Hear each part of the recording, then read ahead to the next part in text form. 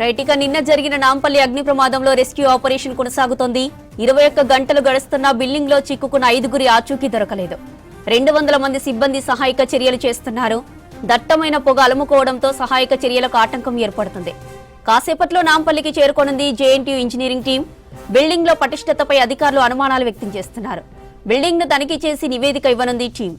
మంటలు అదుపులోకి వచ్చినప్పటికీ పొగ అలుముకోవడంతో సహాయక చర్యలకు ఇబ్బందులు ఎదురవుతున్నాయి. సెల్లార్లో గుంత తవ్వి లోపలికి వెళ్లే ప్రయత్నం చేస్తోంది రెస్క్యూ టీం. ఇన్ని గంటలు గడుస్తున్నా తమ వారి ఆచూకీ ఇంకా దొరక్కపోవడంతో ఆందోళన చెందుతున్నారు కుటుంబ సభ్యులు.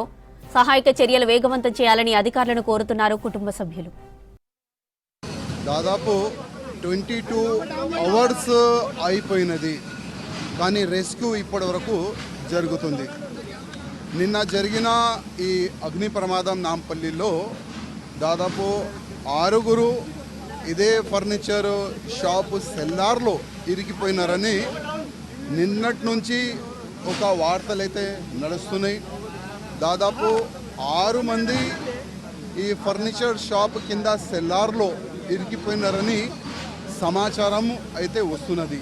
అదేవిధంగా నిన్న నైటే మేము వచ్చి ఫ్యామిలీ మెంబర్స్తో మాట్లాడినాము. అదేవిధంగా ఈ ఫైర్ సిబ్బందులతోని, అధికారులతోని, పోలీస్ అధికారులతో కూడా మాట్లాడినాము. సరౌండింగ్ బిల్డింగ్కి సెట్ బ్యాక్ లేనినందుకే కొద్దిగా రెస్క్యూకి ఇబ్బందులు జరుగుతున్నాయి. కానీ దురదృష్టం ఏంటంటే మా ముఖ్యమంత్రి గారు వేరే వేరే కంట్రీకి వెళ్తారు, మినిస్టర్కి పంపిస్తారు. కానీ ఏదైనా ఇట్లాంటి ప్రమాదం జరిగితే మన ఫైర్ సిబ్బంది ఏ విధంగా ప్రాణాన్ని కాపాడుకోవాలి అదైతే మా ముఖ్యమంత్రి గారు ప్లాన్ చేయలేదు.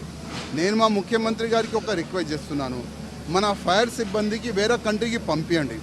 అక్కడ ఒకవేళ ఇట్లాంటి ఫైర్ యాక్సిడెంట్ జరిగితే చాలా వరకు సేఫ్టీ వాళ్ళకి ఉంటుంది.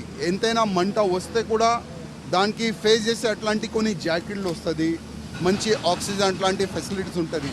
వాళ్ళకి బయట పంపించి వేరే బయట కంట్రీకి పంపించి కొద్దిగా మంచి ట్రైనింగ్ ఇప్పించాలని నేను మా ముఖ్యమంత్రికి కోరుతున్నాను. ఎందుకంటే ఇవాళ మనం చూస్తున్నాం, వెనక నుంచి దారి లేదు, ముందు నుంచి దారి లేదు. ఇవాళ ఈ ఫైర్ అధికారులు అదేవిధంగా జిహెచ్ఎంసీ వాళ్ళు ముందు నుంచి తవ్వి సెల్లార్ లోపట వెళ్ళడానికి వాళ్ళు ప్రయత్నం చేస్తున్నారు. అదే నిన్ననే ప్లాన్ చేస్తే చాలా బాగుండేది. కానీ ఇప్పుడు ఏం చెప్పలేము, ఎందుకంటే వాళ్ళు కూడా కష్టపడుతున్నారు, పోలీస్ అధికారులు కష్టపడుతున్నారు, ఫైర్ అధికారులు కూడా కష్టపడుతున్నారు.